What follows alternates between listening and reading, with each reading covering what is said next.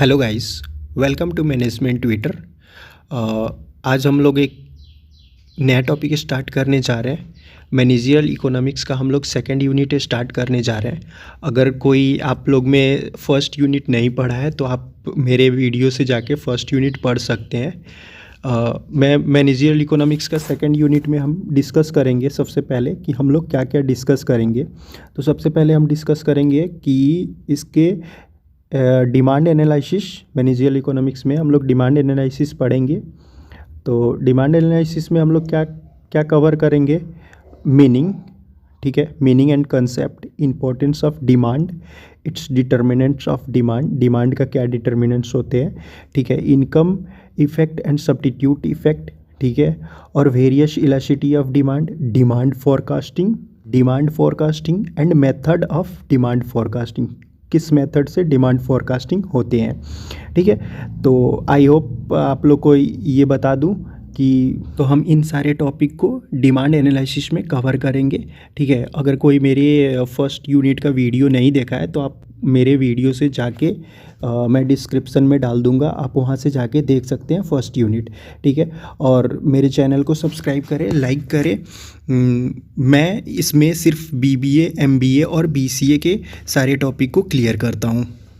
तो हम सबसे पहले पढ़ते हैं कि what is mean by demand. Demand होते क्या है? तो यहाँ आप लोग देखेंगे, जैसे demand is defined as the quantity of the product which is consumer is not only willing and able to purchase but it's also ready to purchase at a given price at a given point of a time. In economics term, demand refers to somebody, ठीक है, desire of somebody, किसी की चाहत हो सकती है demand, his willingness to buy and able to pay money, और उसको मनी पे करने की क्षमता हो, ठीक है। तो देखिए डिमांड क्या है? Ability to pay for a good desire, willingness to spend a given price of a good desire. अगर आप एग्ज़ाम पर्पस के लिए पढ़ रहे हैं तो एग्ज़ाम में किसी एक प्रोफेसर का डेफिनेशन लिखना बहुत कंपलसरी होता है, ठीक है। उसको ब्लैक पेन से आप हाईलाइट करके अच्छे से लिखिएगा, आपको बहुत अच्छा मार्क्स मिलेगा, ठीक है। अकॉर्डिंग टू प्रोफेसर के अनुसार क्या कहता है? Demand refers to a quantity of a commodity that a consumer are able and willingness to buy at each possible price during a given period of a time, other thing being constant और equal, ठीक है। तो demand कहता है कि consumer के पास able हो and willing to buy at each possible price during a given period of a time, other thing being constant और equal, और अलग और other thing equal रहेगा डिमांड का। The law of demand explain the relation between the price. Law of demand कहता है कि relation between the price and quantity demand of a commodity assuming other set और affecting of demand to be constants। यहाँ पे ये भी हो सकता है और ये भी हो सकता है। The law of demand क्या कहता है? Explain the relation between the price and quantity, the commodity assuming the commodity other thing being constants। law of demand क्या कहता है कि प्राइस और क्वांटिटी ऑफ अ डिमांड पे किसी के प्राइस, ठीक है, किसी के प्राइस और उसके क्वांटिटी डिमांड पे लॉ ऑफ डिमांड वेरी करता है, ठीक है। अगर किसी चीज़ की प्राइस बढ़ेगी, ठीक है, तो उसका डिमांड घटेगा, अगर डिमांड घटेगा तो प्राइस बढ़ेगा, ये आप याद रख लेना। अब जैसे कह रहा है कि अकॉर्डिंग टू दिस लॉ, इस लॉ के अकॉर्डिंग क्या कह रहा है?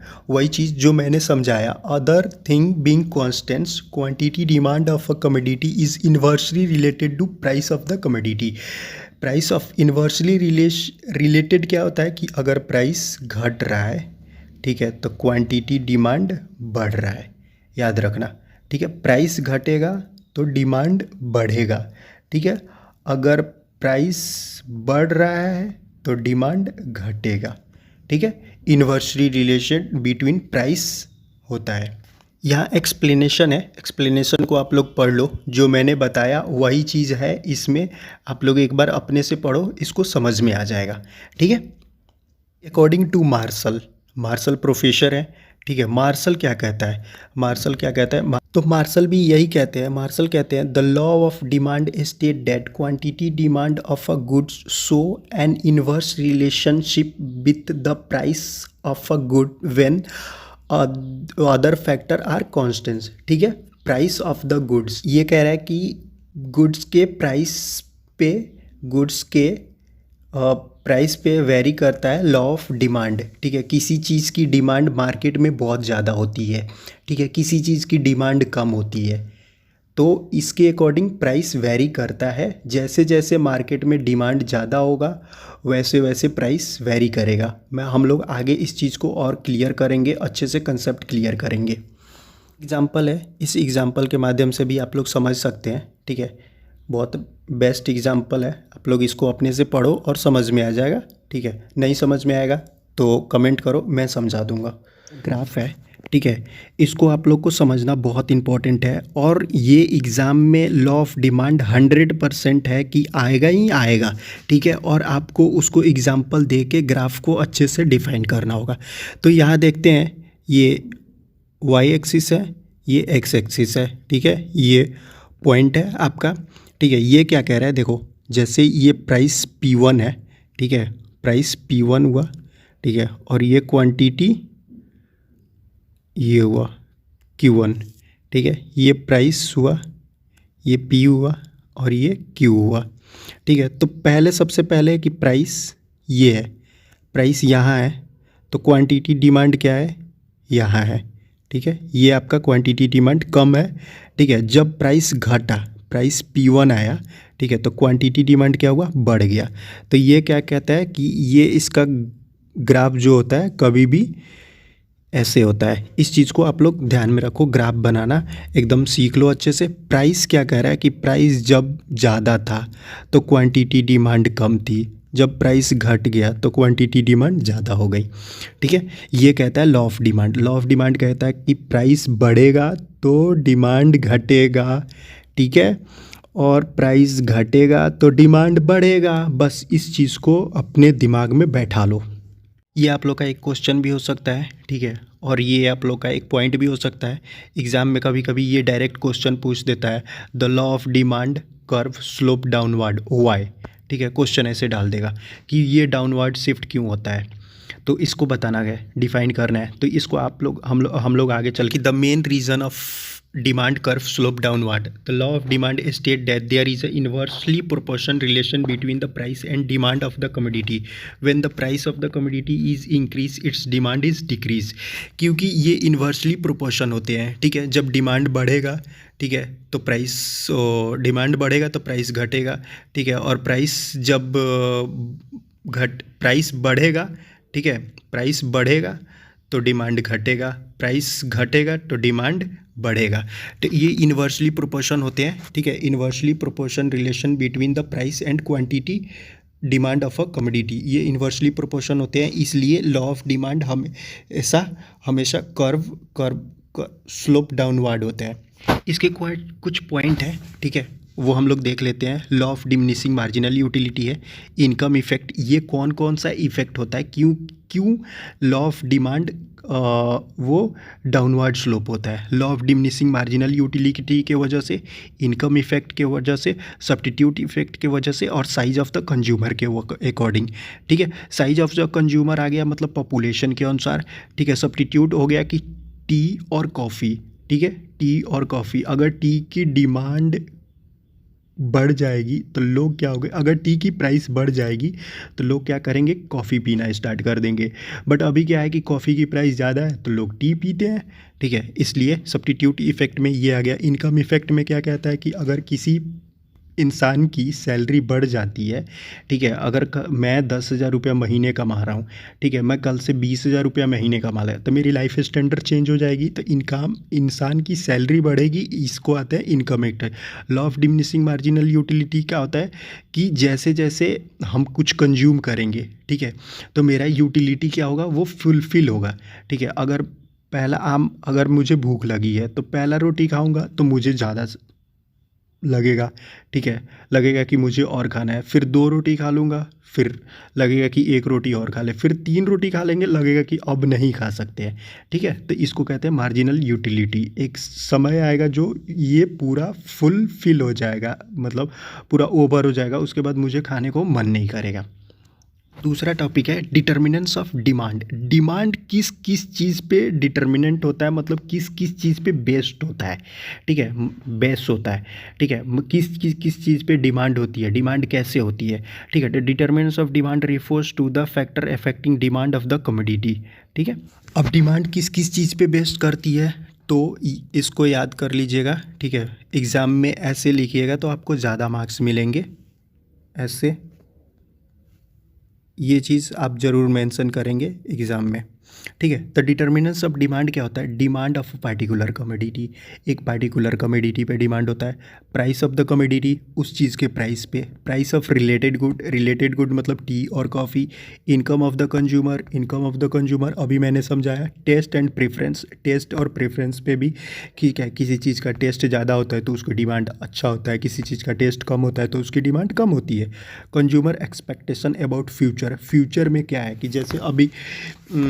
जैसे अभी कोविड का सीज़न चल रहा था, ठीक है, तो कोविड आ गया तो हम लोग अब क्या करते हैं कि कभी भी मेडिसिन की डिमांड हाई रहेगी, ठीक है। कोविड आया, जैसे क्या हुआ कि अभी हमें पता है कि इस साल ठंडी ज़्यादा पड़ने वाली है, ठीक है, हम फ्यूचर एक्सपेक्ट कर रहे हैं कि हमें ठंडी ज़्यादा पड़ेगी, तो हम पहले से ही विंटर के कपड़े खरीदने लगे रहे हैं, क्योंकि ठंडी ज़्यादा पड़ेगी, सारे लोग विंटर के कपड़े खरीदेंगे तो कॉस्ट बढ़ेगा, इसलिए फ्यूचर एक्सपेक्टेशन में यही आता है।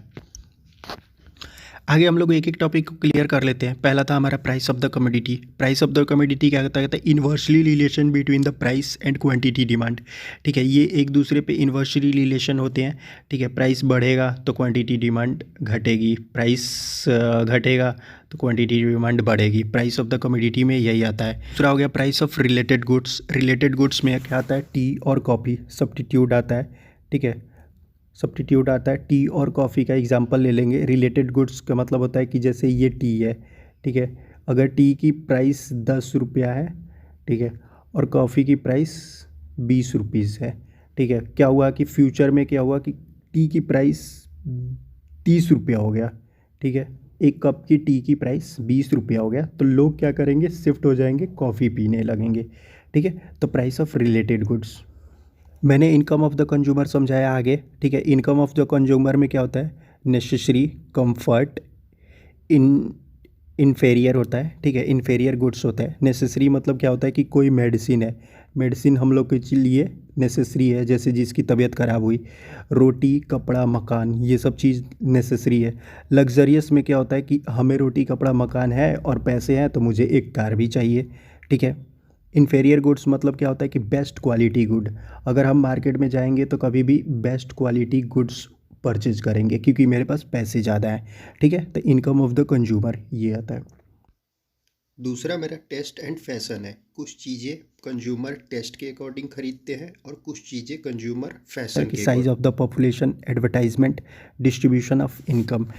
साइज ऑफ पॉपुलेशन में क्या आता है कि अगर पॉपुलेशन ज़्यादा है, ठीक है, पॉपुलेशन ज़्यादा है तो किसी चीज़ की डिमांड ज़्यादा रहेगी। पॉपुलेशन कम है तो डिमांड कम रहेगी। तो अगर पॉपुलेशन ज़्यादा है, डिमांड ज़्यादा रहेगी तो इस प्राइस भी ज़्यादा रहेगा, ठीक है। पॉपुलेशन कम है, डिमांड कम है तो प्राइस भी कम रहेगा, ठीक है। एडवर्टाइजमेंट, कुछ लोग क्या होता है कि एडवर्टाइजमेंट से कस्टमर जनरेट करते हैं। जैसे किसी चीज़ का हम ऐड देखते हैं तो हमें लगता है अरे वाह ये चीज़ तो बहुत अच्छी बात है, बहुत अच्छा प्रोडक्ट है, तो एडवर्टाइजमेंट के थ्रू भी होते हैं। डिस्ट्रीब्यूशन ऑफ इनकम, इनकम के डिस्ट्रीब्यूशन पे, अगर मेरी सैलरी ज़्यादा है तो मैं अच्छा अच्छा प्रोडक्ट खाऊंगा, अच्छा अच्छा कपड़ा पहनूंगा। मेरी सैलरी कम है तो हम बस अपनी लाइफ को जी सकेंगे, जैसे जितनी सैलरी मिलेगी उतना में हम अपने आप को कवर करके रखेंगे। तो डिस्ट्रीब्यूशन ऑफ इनकम में ये हो गया। सारा टॉपिक क्लियर हो गया, ठीक है। एक एक करके हम देख लेते हैं कि मेरा मीनिंग पढ़ लिए, मीनिंग कर लिए, कंसेप्ट पढ़ लिए, इंपॉर्टेंट पढ़ लिए, determinants of demand, income effect and substitute effect पढ़े कि अभी इनकम से क्या इफेक्ट आता है और सब्स्टिट्यूट से क्या इफेक्ट आता है, ठीक है, कर लिए। और मेथड ऑफ डिमांड फोरकास्टिंग, क्यों डिमांड फोरकास्टिंग क्यों होता है, ठीक है, इसके मेथड क्या होते हैं, ठीक है। तो आई होप आप लोग को ये वीडियो समझ में आ गया होगा, आप लोग को क्लियर हो गया होगा। ठीक है, अगर अभी तक आप मेरे चैनल को सब्सक्राइब नहीं किए तो प्लीज़ सब्सक्राइब, लाइक, शेयर। ठीक है, क्योंकि मैं हमेशा इसमें बीबीए और बीसीए एमबीए से रिलेटेड वीडियो डालते रहता हूँ, तो आप लोग सब्सक्राइब कर ले, बीबीए बीसीए और एमबीए वाले बच्चे। और अगर आपको कोई एक्स्ट्रा टॉपिक पढ़ना है तो आप कमेंट करेंगे तो मैं पढ़ा दूँगा। Thank you.